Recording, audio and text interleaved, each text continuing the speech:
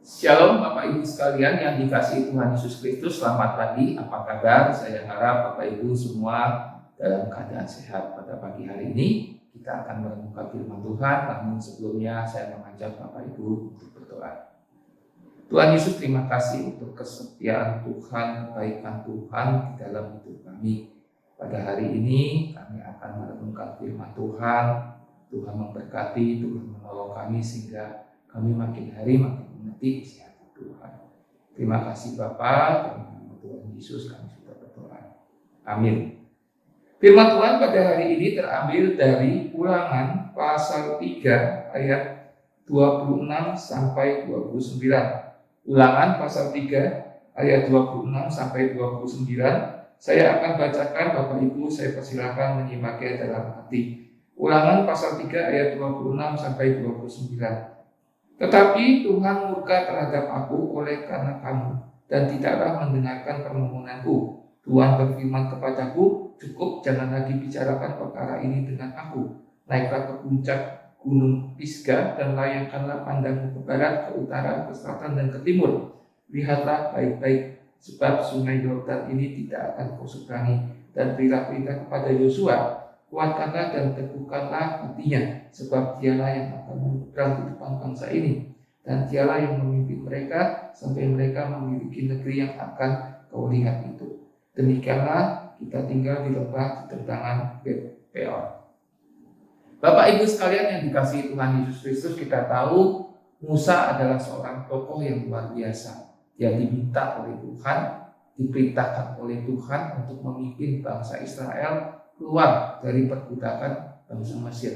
Dan Musa bersama dengan bangsa Israel bergumul di padang gurun yang melalui suka dan duka di padang gurun, melewati kehausan, kelaparan, kepanasan, kedinginan kalau malam hari di padang gurun bersama dengan bangsa Israel.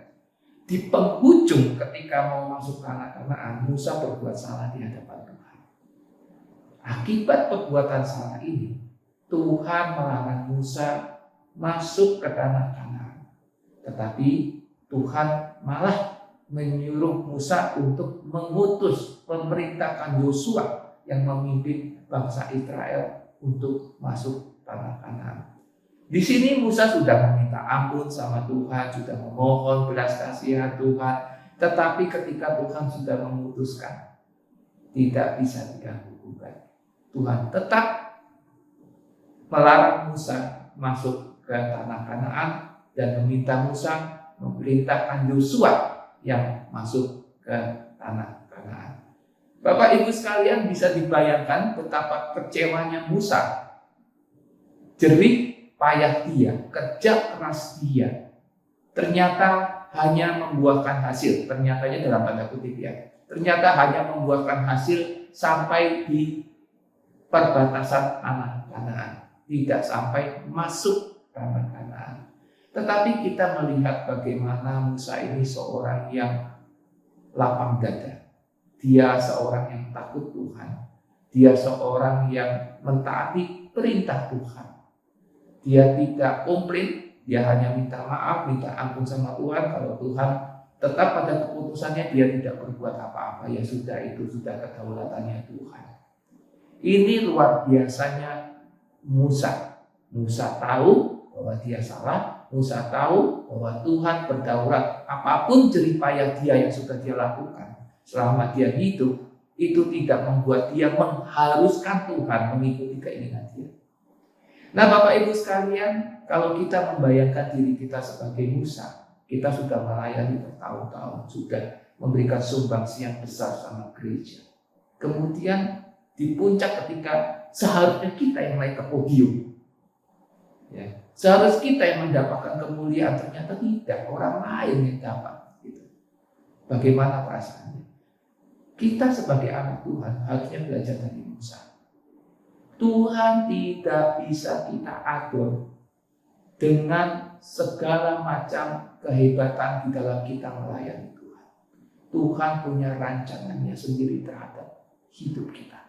Kalau Tuhan bilang, kamu selesai di sini, ya sudah, selesai. Kamu lanjut, kita lanjut. Nah Bapak Ibu sekalian, di sini sebagai anak-anak Tuhan sesungguhnya, kita memahami kedaulatan Tuhan. Jangan pernah mengeluh ketika apa yang kita harapkan ternyata tidak sesuai dengan apa yang terjadi di dalam hidup kita. Karena semua itu adalah rancangan Tuhan. Yang perlu kita lakukan adalah di dalam kehidupan kita mencontoh Musa, melakukan yang terbaik saja untuk Tuhan. Endingnya terserah Tuhan. Bagaimana kita di akhirnya itu terserah Tuhan. Karena sesungguhnya ketika kita melayani Tuhan, kita hidup di dunia ini, yang dimuliakan seharusnya Tuhan, bukanlah diri kita. Tuhan yang dimuliakan, Tuhan yang ditinggikan. Mari kita berdoa.